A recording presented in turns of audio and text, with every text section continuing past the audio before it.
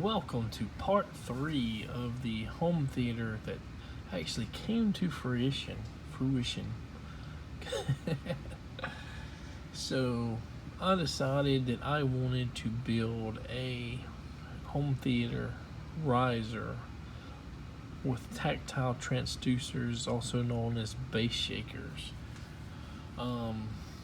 So you can see here's like the first square of the frame, and these guys here were cut down right there and right here to give us like a small step, and then where you sit up here in the back, that is where the theater seating is going to go. So basically right here is where we kind of notched it out and cut it. So these are 2x8s, and the front and the back and stuff are, I think, well, maybe just the front is a 2x6. So we wanted to cut this here to match the 2x6 in the front for the top step. Add a couple 2x4s to help sturdy up and stabilize it. This would be kind of similar to how you would use like a metal bracket. So I put some more framing, in between the riser here. So I put some frame supports here, and I did not go all the way to the floor with them. I think I may have used 2x4s here, but I do not see what I actually used in my notes. So I mounted a small piece of OSB, pretty thin, I should say, between two of the studs here on the bottom. Remember, there's space underneath there, some airspace even with that installed, for the tactile transducers. And the reason why I did this is I wanted to add something that's flexible. So it's going to start, the bass shakers are going to start flexing that board a little bit before they hit the rest of the frame. Then I added, I believe it's a 250 watt subwoofer amp, and framed it in right here with some boards and installed it. I originally started with testing it out with 4 bass shakers, and I thought afterwards that it wasn't quite enough shake. These guys were bolted in. Here's the screw holes where we bolted them in. We used some 3/4 plywood for the first step to cover the boards with. Finally, we figured we'd add the 2 extra bass shakers here. So that did a lot better. And we wired them for a 6 ohm load. Here I was standing on this the front portion without the back portion installed, and I was testing it out at 50% power, and at that time it was kind of like an overload, overpowering. It was overpowering.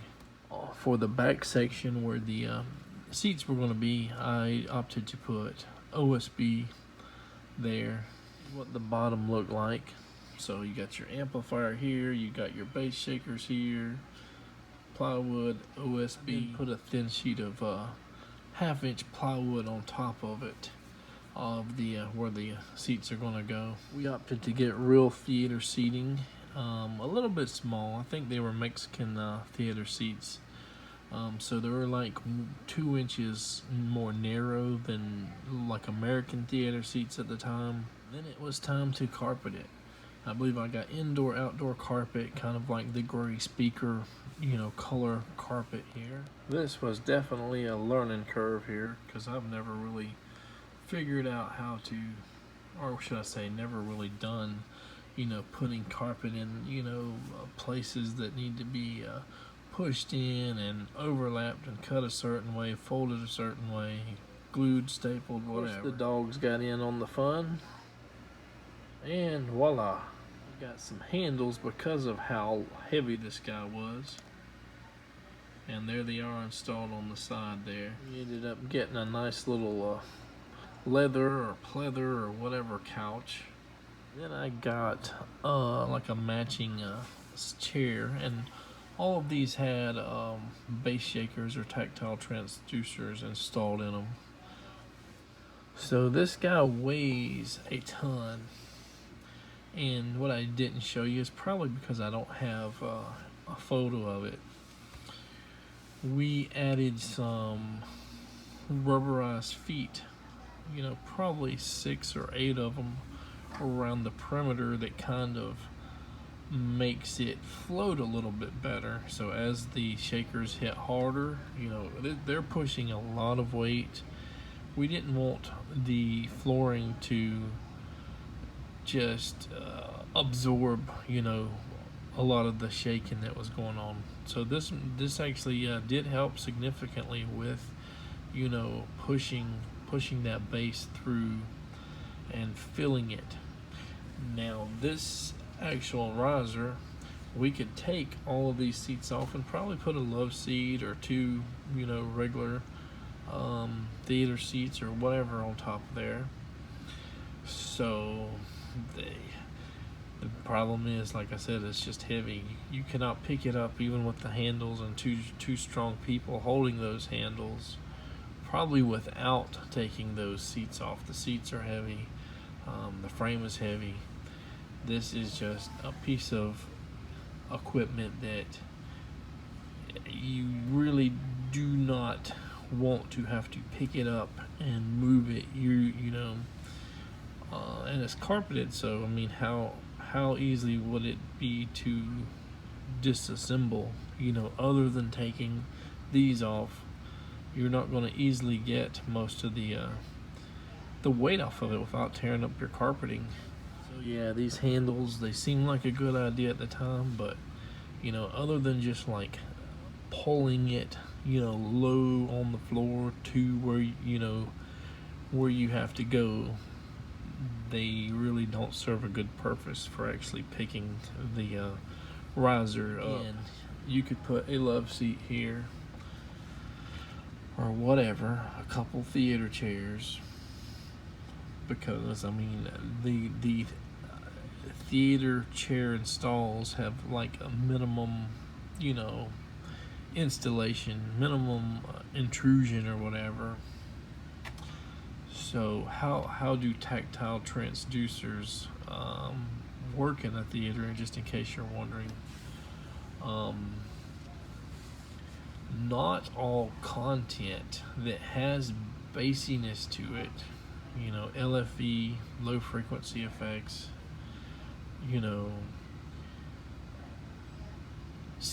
feels good. You want to say sounds good, but you feel it versus hearing it. And there are some bassy music in, like, I think it's Monsters University or something. They just had this, like, maybe I'm wrong, maybe it was a different movie, bassy music, and you don't feel what the film is implying, if you get my drift.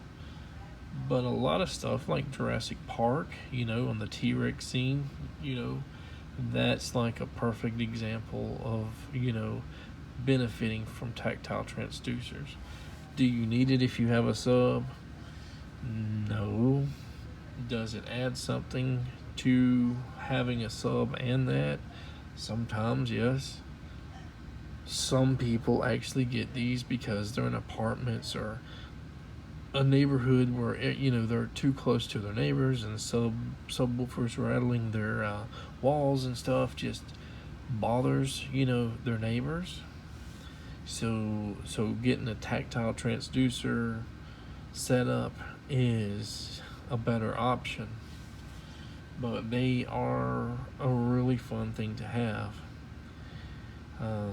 The downside is there are a lot of older movies from the 80s and before that have more of a more trebly, high-pitched, glassy sound on their explosions and all that, and it would kind of be nice if studios remaster and kind of just add those LFE effects to the experience.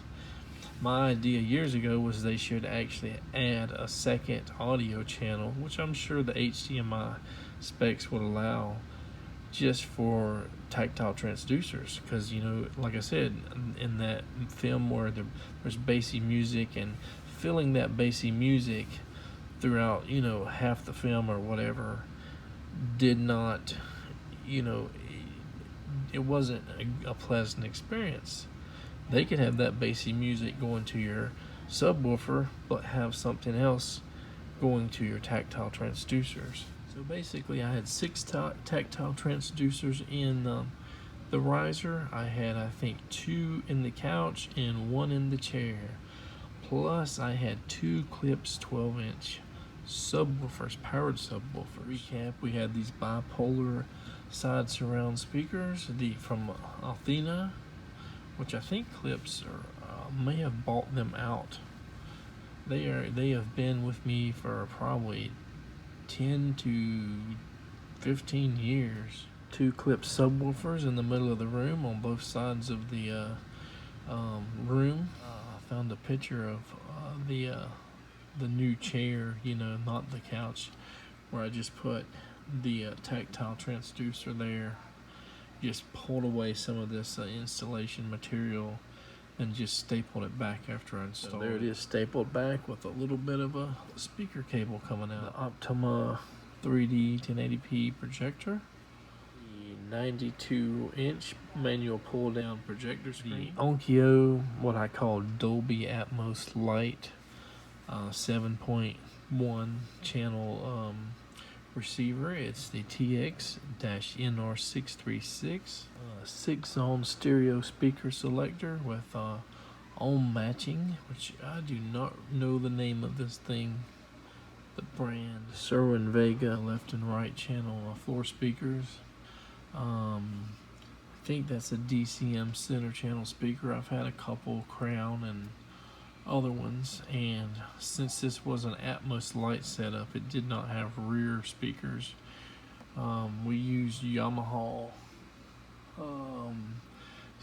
in-ceiling speakers.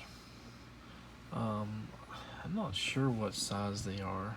Let me see if I can figure it out. Okay, they were 6.5-inch speakers, 100 watt Yamaha NS IW280Cs. So we bought a set of these, like just 2, on eBay. The tweeters are directional, so you can move them in different directions. So if you're slightly off on, maybe your installation, you can aim it toward where you're sitting, which is very nice. But the dealer said, "Do you want another set?" I didn't know what the question was. Do I want to buy another set or whatever? I said, maybe.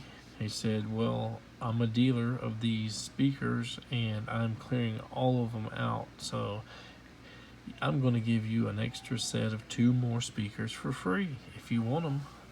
I don't even think I had to pay extra shipping. He sent it in like 2 UPS or FedEx packages. And I don't remember what I paid for them, maybe $150. So I got $300 worth of speakers or whatever it was. It's been too long, but I got them, 4 of them. So 4 height speakers. And the problem is my Atmos Light system was Atmos Light. So I went ahead and used the front 2 ceiling speakers, height speakers, as height speakers, and because of the design of the home theater, it was designed for like a 6.1 and not really a 7.1 system because of where the entrances and stuff was. And I decided at the time just to use those rear ones as rear surrounds. So they're up in the ceiling. Probably does not work near as good as having them, like ear level, at the back. But we made it work and it was okay. Thankfully, with my new setup, I'm using all 4 height speakers as height speakers. I have rear speakers as rear speakers, side surrounds as side surrounds, front, center, left, in a full Atmos and DTSX setup. So I'm reusing these guys in my current setup. Didn't have to buy Atmos, up-firing speakers or in-ceiling speakers or anything like that. Anyway, this is basically what she looked like as a close to a finished product here. It was a very fun and rewarding experience, and I had plans to, do more additions and upgrades and stuff, but we moved away, so yeah, I'd love to say I'm going to start all over again, from the bottom up, dig some dirt in the ground, put a frame up and all that, and redesign everything so that we get the perfect speaker placement, perfect size, or there are definitely things I would change to make it cost less money and work better at the same time, such as the ceiling height. I might have mentioned this in one of the other videos, but adding more than that 8-foot ceiling height, another 4 inches or 8 inches or whatever it was, took, we had to do extra blocking all around the perimeter of the building, which was a big, long job.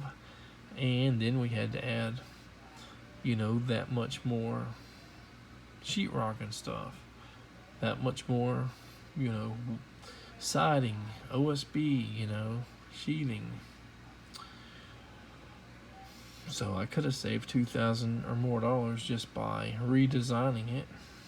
And then, like I said, you kind of learn by your mistakes.